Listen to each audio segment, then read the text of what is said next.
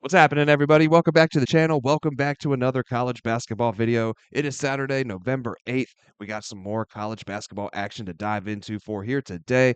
Picked off my favorite plays from this slate that we're going to dive into here in this video. We'll break those down and analyze them. And then when it's all said and done, make sure you check down there into that pinned comment. Now, each and every day after these videos, that's where I go ahead and place my final plays, and we put them over there for free the Guy Boston Sports website. So make sure you check down there into that pinned comment. You'll find a link down there that'll send you right over there. So let's go ahead and jump over there. We got to recap our plays from Friday. Let's see what we put in then and how that ended up going down. Because we've been looking for a breakthrough night right here in college basketball, starting off the week. Had a 1-3 night, a 1-2, then a 2-1.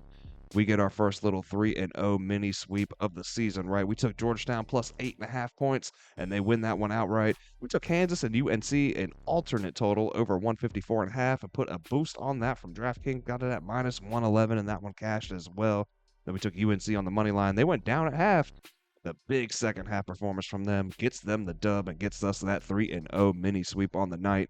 So we love to see it, man. Let's keep that positive energy rolling right here into Saturday afternoon. Let's have ourselves another good day, man. Smash that like button down there for me if you can. Hit subscribe, guys, if you have not already. Let's jump into the mix, man. First game going to be tipping off at noon. Looking at St. John's and Alabama. It's going to be a good one, man. We got two ranked teams here early in the season with Alabama coming in at 15th, St. John's checking in at 5th.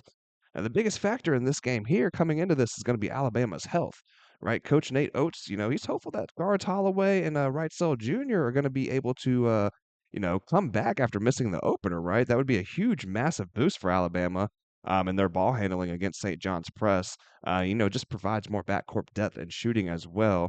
You already got Bethea out, of Miami transfer. He's out for an extended period of time. And then Bristow is likely doubtful as well for Alabama. So, a lot of injuries, like I said, to that backcourt. Now, if Holloway and Wrightsell Jr. are able to play, this game should be closer, right? But if they are out, man, St. John's press is likely to overwhelm Alabama's thin backcourt.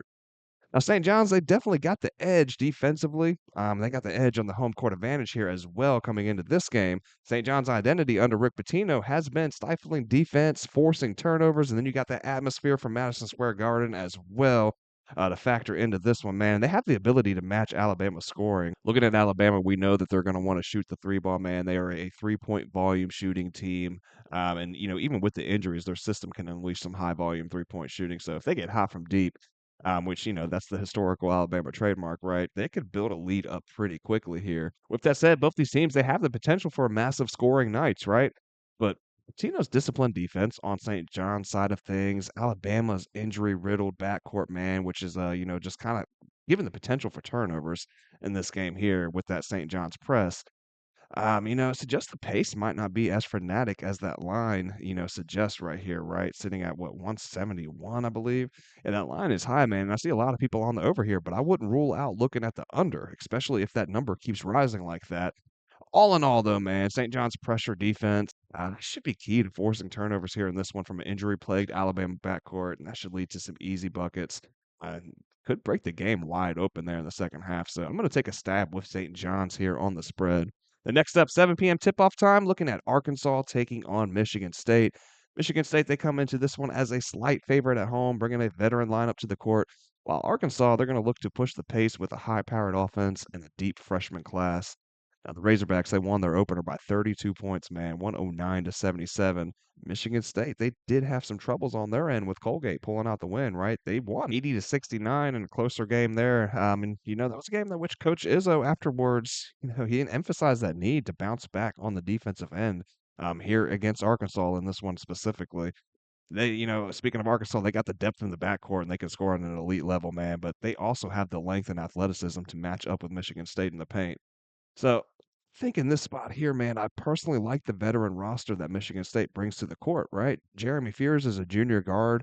He's an excellent playmaker, sure, but his defense and his ability to force turnovers is going to be huge against this Arkansas backcourt.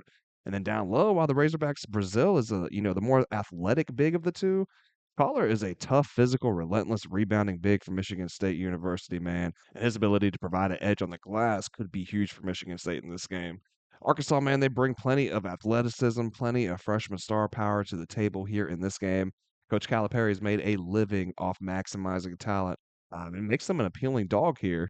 With that veteran roster on the Spartan side, man, Coach Izzo, and that home court advantage, it's just all too much for me to overlook, especially as a short favorite here. So I'm going to be leaning with Michigan State here on the side here in this one. Guys, that is going to wrap it up today for the show. Hope you found the content helpful and useful. And if you did, please don't forget to smash that like button on your way out. Hit subscribe if you have not already.